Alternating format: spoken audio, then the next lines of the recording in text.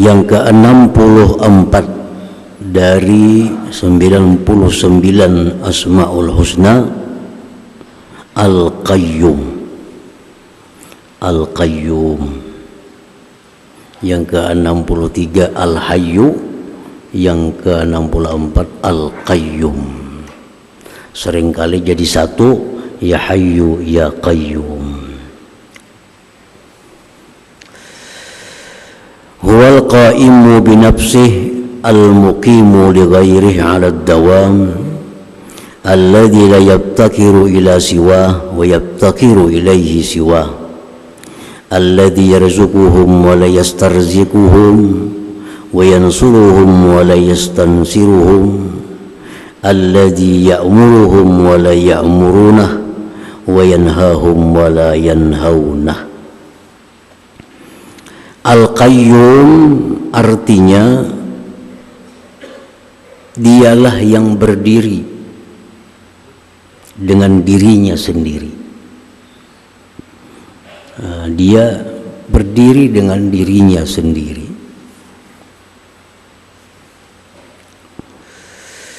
Dan mendirikan bagi yang lainnya. Yang tidak berhajat kepada selainnya dan berhajat kepadanya oleh selainnya, yang memberikan rezeki kepada hamba-hambanya dan tidak minta rezeki kepada hamba-hambanya, yang menolong hamba-hambanya dan tidak minta tolong kepada hamba-hambanya, yang menyuruh akan hamba-hambanya dan tidaklah itu hamba bisa menyuruh dia. Dialah yang melarang hamba-hambanya sedangkan hambanya tidak bisa melarang dia. Nah, itulah arti daripada Al-Qayyum ini. Secara ringkas diartikan yang maha berdiri sendiri. Jadi berdiri sendiri itu artinya bukan yang dimaksud berdiri awak, berdiri berduduk, itu lain. Arti berdiri sendiri itu kada perlu orang lain. Dalam melakukan apapun, menciptakan apapun, Al-Qayyum tidak perlu kepada orang lain. Nah, itu artinya berdiri sendiri, kada perlu bantuan orang. Dalam hal mewujudkan apa yang dikehendaki, mengadakan apa yang dia kehendaki, dia kada perlu orang lain. Dia mampu berbuat dengan dirinya sendiri.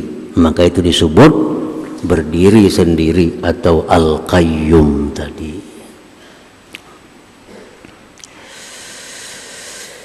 Yang memberikan rezeki kepada hamba-hambanya dan dia tidak minta rezeki kepada hamba-hambanya. Dialah yang menolong hamba-hambanya dan dia tidak minta tolong kepada hamba-hambanya. Dia menyuruh dan tidak bisa disuruh. Dia melarang dan dia tidak bisa dilarang. Itulah Al-Qayyum yang maha berdiri sendiri tadi. Nah, para muhibbin rahimakumullah, di dalam Al-Quranul Karim tidak banyak disebut Al-Qayyum. Ada dalam ayat kursi, Allahu la ilaha illa huwal hayyul qayyum. Tidak ada Tuhan selain Dia yang maha hidup, Al-Qayyum yang maha berdiri sendiri. Ada lagi dalam surat yang lain Allah berfirman, wa anatil wujuhu lil hayyil qayyum. Semua wajah tertunduk bagi yang maha hidup, yang maha berdiri sendiri. Nah, para muhibbin rahimakumullah, jadi itulah pengertian dari nama Allah yang ke-64 Al-Qayyum tadi. al-mu'minu bismillahil qayyum an la yabtakira illa ilallahi ta'ala lianna Allah ta'ala huwal qa'im binafsih wa ghairuhu qa'imun bih. Kalau kita sudah percaya bahwa Al-Qayyum tadi artinya berdiri sendiri, kada perlu orang lain, justru orang lain yang perlu kepadanya, kita percaya itu, yakin itu, beriman demikian, akan membuahkan bahwa kita tidak berhajat kecuali hanya kepada Allah Subhanahu wa ta'ala. Kita kada perlu kecuali hanya kepada Allah. Kenapa sebabnya? Karena yang lain sama lawan kita, berhajat juga kepada Allah Subhanahu wa ta'ala. Orang yang kita harapkan bisa menolong kita, ternyata dia pun minta tolong juga kepada Allah Subhanahu wa ta'ala. Jadi kita sudah percaya Allah itu Al-Qayyum, maka kita hanya perlu, kita hanya berhajat kepada Allah Subhanahu wa ta'ala. Lianna Allah ta'ala huwal qa'im bi nafsih wa ghairuhu qa'imun bih. Karena Allah ta'ala jualah yang berdiri sendiri, sedangkan yang lain itu berdiri dengan Allah Subhanahu wa ta'ala. Nah, para muhibbin rahimakumullah, jadi kalau kita minta tolong, minta tolonglah kepada Allah, karena hanya Allah yang bisa menolong kita, hanya Allah yang bisa menyelamatkan kita. Kalau kita sakit, kita mintalah kesembuhan kepada Allah. Jangan minta kesembuhan kepada dokter. Dokter kada bisa menyembuhkan, paling beri obat, paling menyuntik. Perkara kesembuhan itu kita minta kepada Allah, karena Allah yang bisa menyembuhkan. Yang lain semuaan minta kesembuhan kepada Allah. Minta rezeki hanya kepada Allah, karena hanya Allah yang bisa memberikan rezeki itu. Nah, semua itu adalah buah keimanan kita kepada Al-Qayyum. Hidup kita pun menjadi kaya dengan Allah. Hidup kita menjadi orang yang tidak berhajat kepada selain Allah Subhanahu wa ta'ala. Rasulullah sallallahu alaihi wasallam bersabda, "Idza sa'alta fas'alillah wa idza ista'anta fasta'in billah." Ini tegas Nabi kita. Ujar Nabi, kalau engkau minta sesuatu, minta apakah? Minta lawan Allah. Minta lawan Allah. Baik perkara yang kecil, perkara yang sedang, perkara yang besar, bila kita minta, minta lawan Allah. Duit, minta lawan Allah. Ya Allah, beri duit. Makanan, minta lawan Allah. Ya Allah, berilah hamba makanan. Minuman, mintalah kepada Allah. Pakaian, mintalah kepada Allah. Di jumlah sekaligus, kadang-kadang kita hanya dengan satu ucapan, ya Allah, berikan hamba rezeki. Nah, rezeki itu sudah mencakup makanan, minuman, duit, dan sebagainya. Minta kepada Allah, Allahumma rizqni rizqan wasi'an halalan thayyibah. Ya Allah, berikan aku rezeki yang halal, yang luas dan baik. Hanya kepada Allah minta rezeki, jangan sekali-kali kepada selain Allah, karena selain Allah itu berhajat juga kepada Allah. Wa'lam annal ummata law ijtama'u ala ay yanfa'uka bi syai'in lam yanfa'uka illa bi syai'in qad katabahu Allahu lak. Wa in ijtama'u ala ay yadurruka bi syai'in lam yadurruka illa bi syai'in qad katabahu Allahu alaik. Ila akhir hadis. Kenapa Nabi kita menyuruh kalau minta hanya minta kepada Allah, jangan lawan yang lain. Wa idza sta'anta fasta'in billah, bila minta tolong lawan Allah, jangan yang lain.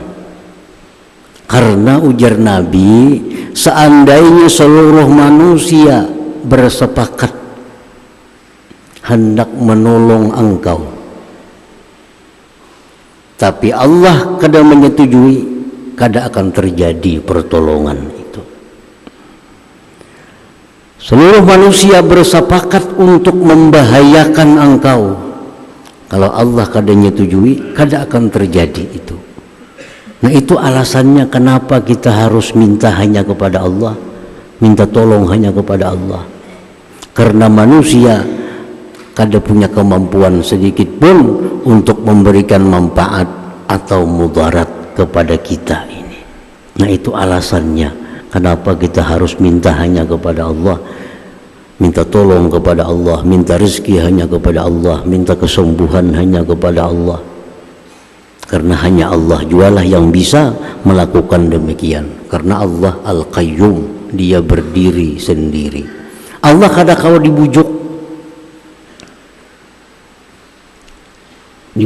Tuhan, lalu diberi, kada bisa dibujuk, apalagi disuruh, maginnya kada akan bisa. Karena Allah ini berdiri sendiri.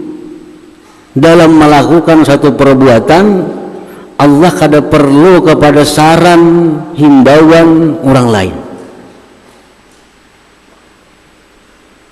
Dalam hal Allah memberikan kita rezeki, Allah kada perlu kepada doa, kepada suruhan, kepada arahan siapa juga pun. Karena dia kada perlu itu.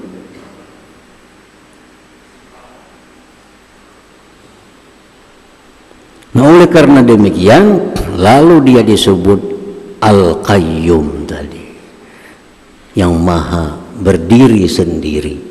Amun yang lain pada Allah kadada nang kau berdiri sendiri ini, kadada.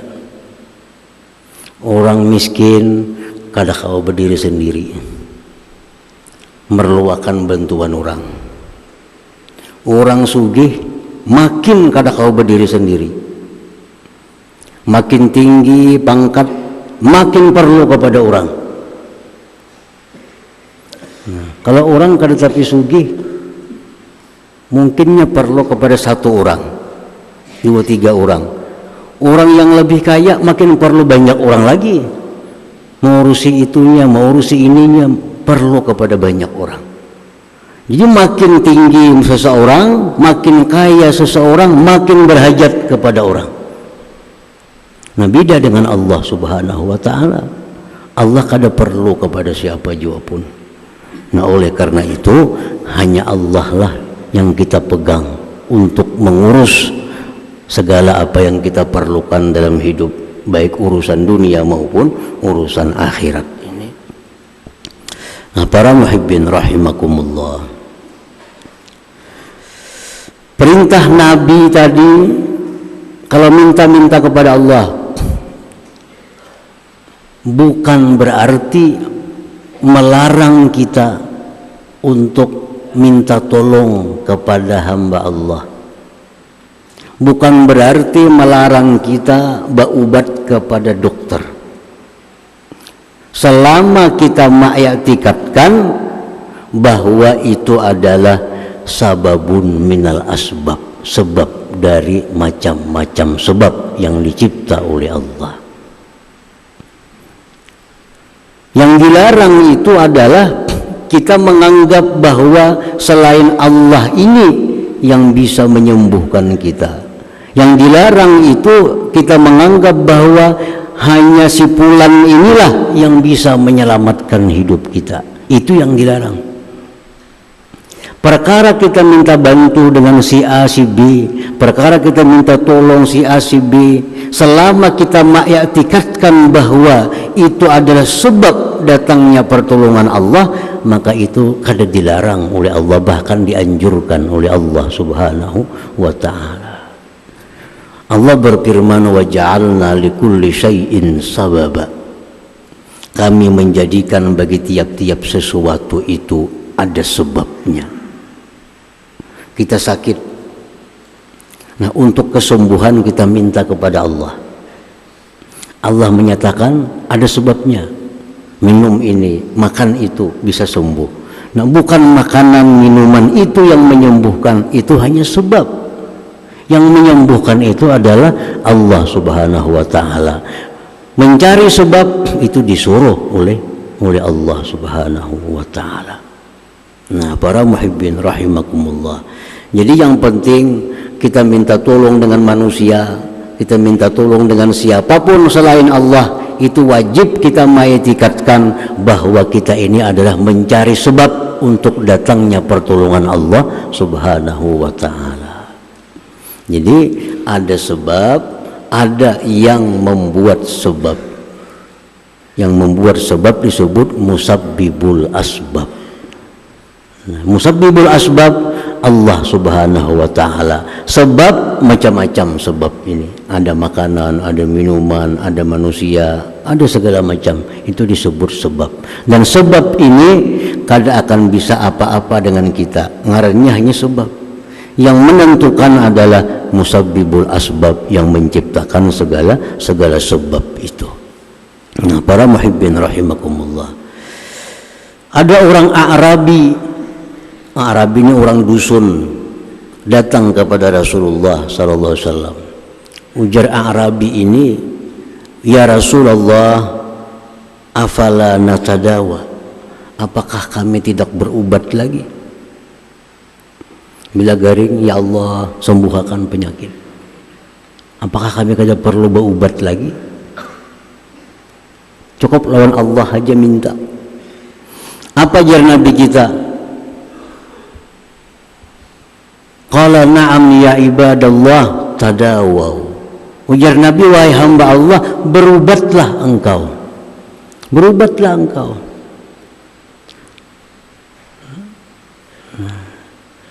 Jadi berobat itu kada ada hubungannya dengan kesembuhan kita.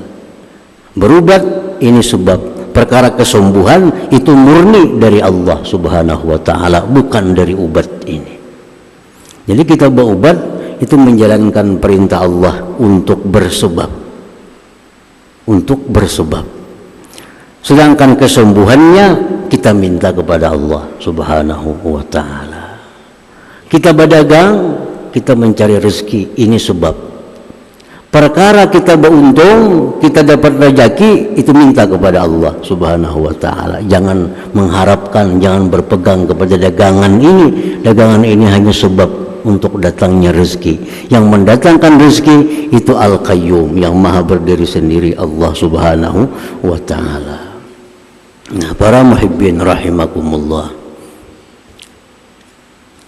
Nah, kalau kita mengetahui bahwa ada sebab, ada musabbib Allah, kita tahu fungsi sebab itu apa. Fungsi sebab ini adalah sarana menyampaikan pertolongan Allah kepada kita. Ini fungsinya hanya sarana. Sebab itu hanya sarana. Ibarat kita mengambil banyu di sungai sampai ke rumah kita, itu selang itu sebabnya, sarananya. Nah, selang itu kita perlu kepada selang sebagai sarana supaya sampai banyu ke rumah. Tapi lebih perlu lagi banyu yang kita cari. Cuma supaya banyu sampai ke rumah ada selang. Selang ini sebab. Nah, selang ini kita perlu, tapi banyu bisa sampai ke rumah tanpa selang, bisa. Nah, cuma kita pakai selang ini sebab. Yang inti daripada kita cari adalah airnya, banyunya. Nah, demikian dalam hal kita berusaha. Usaha itu kita perlu, tapi ada yang lebih perlu lagi adalah yang menciptakan rezeki, yaitu Allah Subhanahu wa taala. Kita menghormati dokter. Kita hormati dokter sebagai sebab. Tapi kita lebih menghormati lagi Allah yang memberikan kesembuhan itu.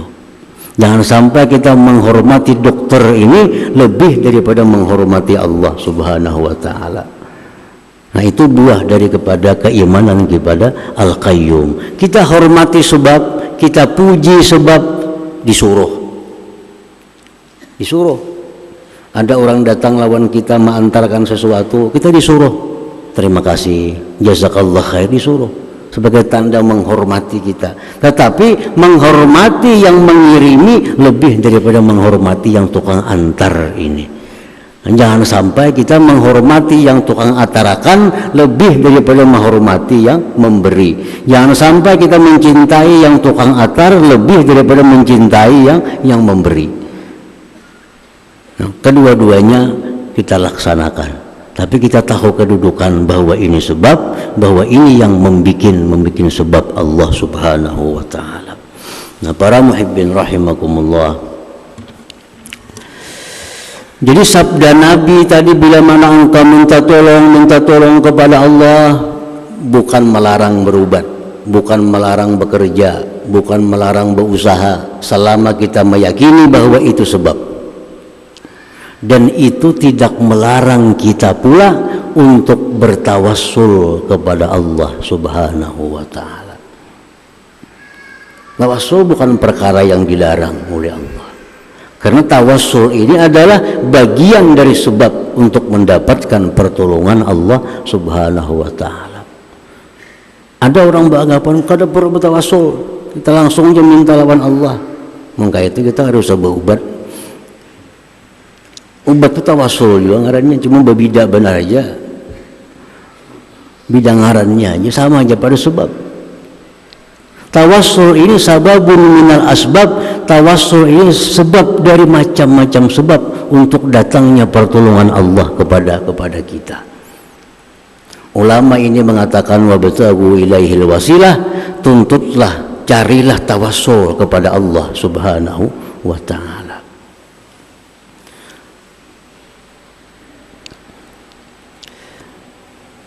Jadi tawassul itu ada tawassul dengan amal saleh.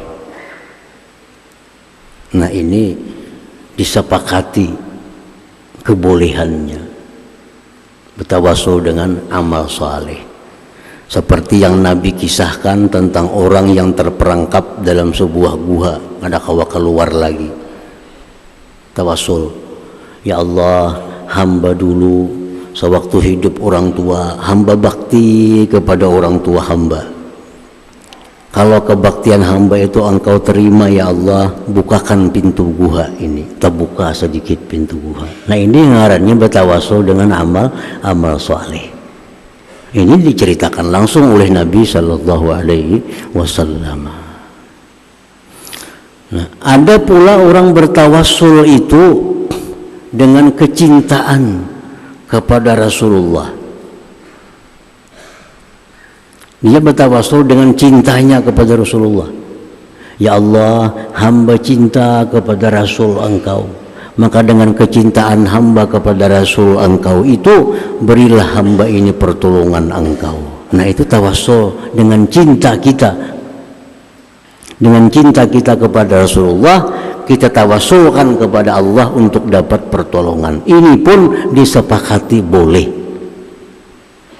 Atau dengan para kekasih-kekasih Allah, ya Allah, hamba ini cinta dengan wali-wali engkau, maka dengan berkat kecintaan hamba kepada wali-wali engkau itu, tolonglah hamba dalam menghadapi masalah ini. Nah, ini bertawassul dengan cinta kepada Rasulullah, cinta kepada wali-wali Allah. Dan ini bagus dilakukan dan diakui oleh semua ulama. Kita cinta kepada orang saleh, kita cinta kepada ibu bapak kita cinta kepada kebaikan, kita jadikan ini sebab untuk mendatangkan pertolongan Allah. Ya Allah, hamba cinta kepada orang tua hamba, hamba cinta kepada ibu hamba, mama hamba, cinta, maka cinta hamba kepada beliau itu hamba jadikan tawassul untuk dapat pertolongan engkau. Nah, itu bisa dilakukan. Karena ini tawassul adalah bagian sebab untuk mendapat pertolongan Allah Subhanahu wa taala. Nah, ada pula orang, sebagian ulama yang bertawassul bukan dengan amal saleh, tetapi bertawassul dengan diri seseorang yang dicintai Allah. seperti bertawassul dengan diri Nabi Muhammad, dengan diri Nabi Muhammad. Ya Allah, dengan berkat Nabi Muhammad sallallahu alaihi wasallam, kabulkan hajat kami. Nah, ini oleh sebagian ulama dianggap sesuatu yang boleh tawassul demikian. Ya Allah, berkat ini waliullah, siapa yang kita anggap wali, tolonglah hamba. Nah, ini tawassul dengan diri orang wali. Macam salawat Badar, tawassul dengan orang-orang yang ikut perang Badar. Bi ahlil badri ya Allah, dengan pasukan Badar ya Allah. Nah, ini bertawassul dengan pasukan Badar agar dapat pertolongan. Ilahi sallimil ummah minal afati wan nikmah. Ya Allah, selamatkan ini umat dari bala bencana bi ahlil badri ya Allah, berkat pasukan Badar ya Allah. Nah, ini bertawassul dengan pasukan Badar, bukan bertawassul dengan amal saleh, tapi bertawassul dengan pasukan Badar. Ini oleh sebagian ulama dibolehkan juga, dijadikan sebab untuk mendapatkan pertolongan Allah Subhanahu wa ta'ala. Nah, yang ketiga ada lagi macam tawassul ini yang memanggil. Ini dibolehkan juga oleh sebagian kecil ulama.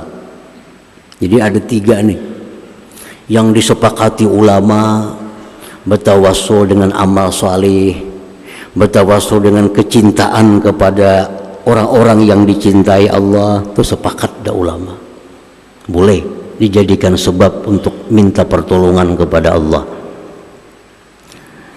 Kemudian yang lebih kecil lagi jumlah ulamanya, yang bertawassul dengan diri orang-orang yang dikasihi Allah.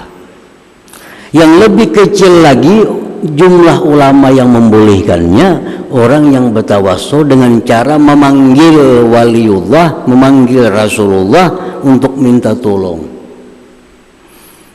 Ini lebih kecil lagi, artinya sebagian kecil ulama menganggap ini boleh, sebagian jangan. Artinya contohnya macam apa? Ya Rasulullah ajirni, wahai Rasulullah selamatkan aku. Atau wahai Syekh Fulan bin Fulan, tolonglah aku. Ini tawassul juga ngarannya ini. Nah, cuma tawassul macam ini oleh sebagian besar ulama kada usah macam itu. Walaupun ada yang membolehkan sedikit. Yang membolehkan itu pun menyampaikan juga syarat-syarat boleh itu macam apa. Dalam sengsaraan, binikah nak beranak kada muta peranak, ya wali pulan, tolong bini nak beranak, keluar anaknya. Nah, bertawassul dengan cara itu, dengan cara memanggil.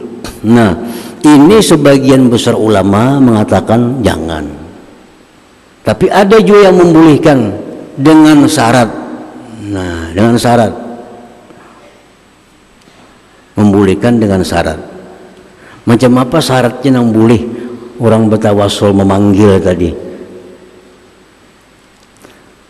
Nah, di situ ada kalimat-kalimat yang dibuang sehingga dipendekkan menjadi demikian. Misal, ya Rasulullah ajirni, wahai Rasulullah selamatkan aku. Itu kalimat pendek yang dipotong-potong, padahal asalnya ya Rasulullah ud'ullah li ayyujirani, ya Rasulullah mintakan kepada Allah agar bisa menyelamatkan aku. Itu asal kalimatnya, cuma dipotong Rasulullah tolong aku. Nah, ini kalau kita kadang mengetahui bisa membahayakan dengan i'tikad kita. Minta tolong ke wali Fulan bin Fulan, tolong aku. Nah, artinya apa? Wahai wali Fulan bin Fulan, mintakan kepada Allah agar Allah menolong aku. Itu asalnya, cuma dipotong, dihandapi, ya wali tolong aku. Nah, jadi kalau kita bertawassul dengan cara demikian, wali-wali ini tolong aku, wahai wali ini tolong aku, hati kita adalah, wahai wali, mintakan kepada Allah agar Allah menolong aku. Ini itu maksudnya.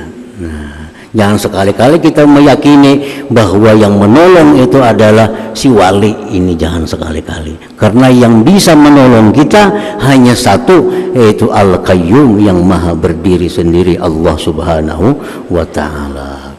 Nah, para muhibbin rahimakumullah, jadi perkara kita minta tolong kepada selain Allah itu dibolehkan selama kita meyakini bahwa itu hanyalah sebab untuk dapatnya pertolongan Allah Subhanahu wa ta'ala. Jadi intinya itu, boleh kita minta tolong kepada selain Allah selama kita meyakini sebab untuk datangnya pertolongan Allah Subhanahu wa ta'ala. Nah, kemudian yang ke-65 di antara asmaullah al-husna al-wajid, insyaallah taala. Ila hadratin Nabi sallallahu alaihi wasallam, al-Fatihah.